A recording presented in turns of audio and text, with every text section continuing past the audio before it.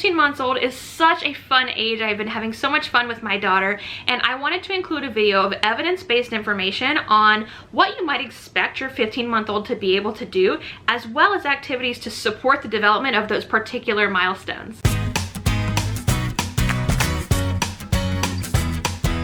If you're new here, hello and welcome. My name is Jenny. I am a certified teacher, doctoral student, and also a mom of a 15-month-old named Alice. And in this video, I'm going to include different 15-month milestones based on the Ages and Stages Questionnaire, and also activities you can do to support the development of those particular skills. The Ages and Stages Questionnaire is used by hospitals, NICUs, and state programs all across the country to measure a child's growth and to determine whether or not a child might be a little bit developmentally behind. The Ages and Stages Questionnaire breaks down the different milestones for your baby into 4 key categories: communication, gross motor, fine motor, and personal social. Let's start with the first category, which is communication. Communication is all about your baby's receptive and expressive language. Now, receptive language is the language that your baby understands. Expressive language is the words that your baby can actually say. So by the end of 15 months, you're gonna wanna be shooting for your baby to be able to say anywhere between 4 to 8 words in addition to mama and dada. And remember that animal sounds absolutely count. A couple of different ways that we do that in my house is we read a ton of books, and I actually will ask Alice here and there to tell me what a different animal might say, or let her point to things, and I will tell her what that word is. Red raspberries, red. Green leaf, red rose. I also will ask her follow-up questions about what she wants. So for example, I know that Alice knows the word baba for food, so we've been working on adding the word more in there. More? More what? More what? Okay, more baba, got it.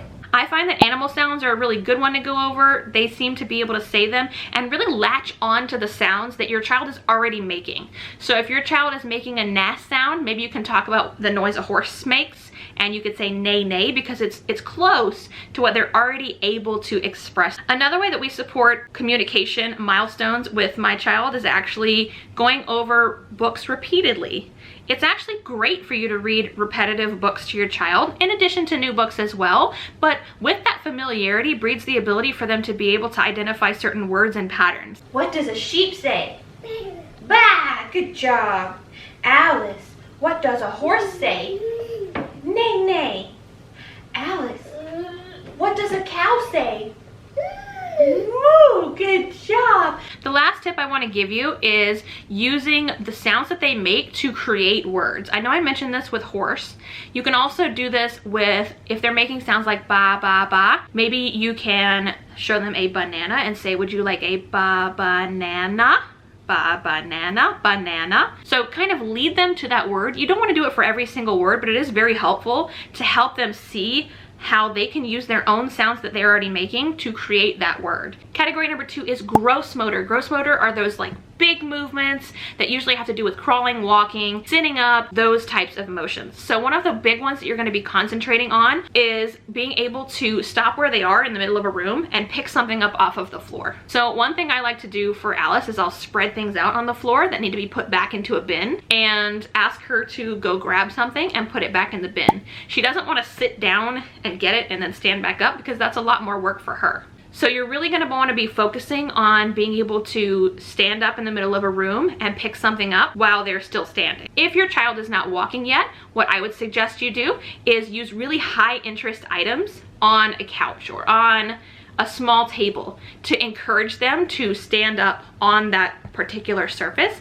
to reach for those items. Other things you're going to be working on as far as gross motor goes this particular month is purposeful climbing, being able to actually climb on objects. So anything you can do to encourage climbing. I know it doesn't sound like something you'd want to encourage, but it is a big milestone for them to be able to figure out not only how to get up safely, but get down safely. Finally, like I said, you're going to want to be working on making sure they can walk without stumbling or without stumbling very much. So anything you can do to encourage that walking is absolutely what you should continue doing. So let's talk about the next category, which is problem solving. Problem solving this month is going to involve a couple of different key skills that you're going to work on with your child to be ready for that Ages and Stages Questionnaire 16-month milestone, which is at the end of 16 months. So some of the major things you're going to want to work on is practicing scribbling with an object of your choice. You're going to want to work on problem solving in terms of using a clear bottle. Baby should be able to drop things into a clear bottle and also look at an item in a clear bottle and get it out somehow. And finally, you're going to want to encourage some basic tool use to get an item that's out of reach. So let's talk about that clear bottle activity. One thing that I've been doing, because my daughter Alice is very food motivated, is we have a sugar-free cereal, and what I will do is I'll use a Dr. Brown's bottle and I will demonstrate to her dropping the sugar-free cereal into the bottle and have her figure out how to get it out. You can also model this for your child if you would like to. I find that using things that are very, very high interest for them, like food, is very helpful in getting them engaged in what you're trying to teach them. If your daughter or son is a little bit less motivated than Alice about food, see if they can actually put the items back into the bottle too. The next problem-solving activity that you should work on with your child is having them use some sort of tool to get something out of reach, and you can absolutely show them how to do this. The next category that you're going to work on is fine motor skills. This month, with fine motor skills, you're going to want to make sure you're practicing an overhand throwing motion with your child, coloring, being able to turn the pages of a book, and also stacking objects. So let's start with throwing. The way that we have been working on throwing is we have different colored bean bags, and then we also have some stuffed fruit, and we will model for Alice exactly how we expect the motion to go. So for me, I would turn and I would hold my hand up to my ear and then say throw, and see if she can replicate the throwing motion. Throw. Almost. Throw it. 1, 2, 3. Throw. Almost. There's a throw. It doesn't count if they get it up to here and then drop it. They need to be able to follow through with it.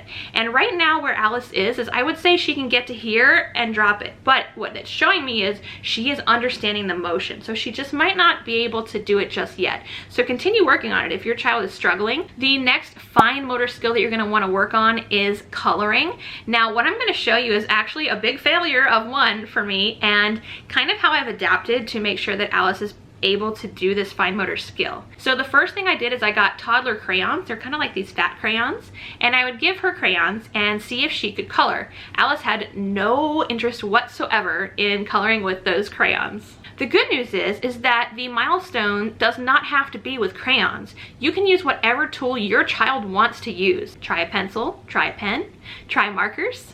We actually tried markers and Alice had a lot more success with the markers. So I don't know if it's just that her little hands preferred the markers, but she actually was able to make marks on the page using the markers instead. We use the Crayola mess-free markers because of the fact that we don't want her to be drawing on the high chair, but you can use whatever markers that you have. I've used regular Crayola markers too because they are washable. Just keep in mind, with a 15-month-old, a lot of things go in their mouth, so you want to make sure they're non-toxic. Something else that your toddler should be able to do at this point is to turn the pages of a book. It's okay if they turn more than one, and you can help them too. You'll notice that I actually will help Alice just to start the page, and then she actually turns the physical page. So you want to make sure that they're practicing turning pages of a book.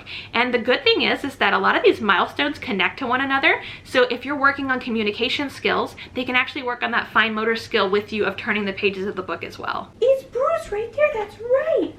There he is. He was hiding behind the tree. That tree's too small to hide behind. Wait, where did Bruce go? Where did Bruce go? Those are his ears. Alice, where are your ears? Where's your ears?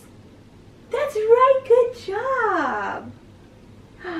The last section of the Ages and Stages Questionnaire that we're going to be going over some skills for is personal social. Personal social is how your child interacts with the world. It includes things like imaginative play and how they interact with you as parents and other people. The first milestone that you're going to want to work on is encouraging your child to ask for help. What I mean by this is, if your child is struggling to open something, for example, you're looking to see that they seek you out for assistance in opening that. Now, if it's something that they actually can do, I would recommend for the problem-solving piece to see if they can do it first before you help them. But you want them to know that they can go to you for help. That is a personal social goal. So what I do is I encourage the word help with Alice, and I'll ask Alice, do you need help?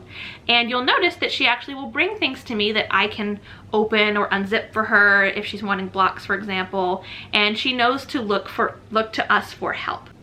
Alice, do you need help? Help? Do you need help? Bring the blocks to Mama, she'll help you. You can bring them here. Thank you. Yes, Mama will help you. Help. There you go. There's your blocks. Yeah, help. Another personal social skill that you're going to want to work on is eating with a spoon, and it's okay if they don't get everything into their mouth. Now this is one that we've been struggling with Alice, and we're trying really hard to work on, and I'm going to show you how she's doing with it so far. She is great with holding the spoon and putting it in her mouth. The part that we're struggling with is her actually scooping it. So take it step by step. If you need to, load up the spoon for your child and hand it to them and have them eat it that way, and just see what they can do. It's helpful to use things that are a little thicker, like oatmeal with peanut butter, for example, to make sure that even if your child is not so dexterous with scooping, they're still able to get something on there and get that reward off of using that spoon. The last personal social goal you're going to want to work on is basically your child showing empathy. Usually this is with play with stuffed animals or with a mirror. So what we'll do with Alice is we will have Alice offer things to her reflection in the mirror, or we will have her love and hug on her stuffy. You okay, Mr. Bear? Here's Mr. Bear. Give Mr. Bear a kiss. What a sweet girl. You're looking for different things that show that they're starting to maybe think about imaginative play, or offering things to a mirror reflection of themselves, and encourage that behavior if you see it. Can you give a monkey to Alice? Good job. Good job. You gave Alice a monkey. So make sure that you are encouraging that stuffy play, the lovey play, or even just interacting with the reflection in the mirror. If you like this video, give it a thumbs up and consider subscribing. I'm doing a whole series on child development, and I will be starting with my newborn once she is born as well. So hopefully you will have a nice, clear picture of where your child should be going no matter what month you're in. Let me know in the comments down below how your child is doing, and if you're struggling with any particular skill like Alice is. I appreciate you stopping by, and I'll see you next time. Take care.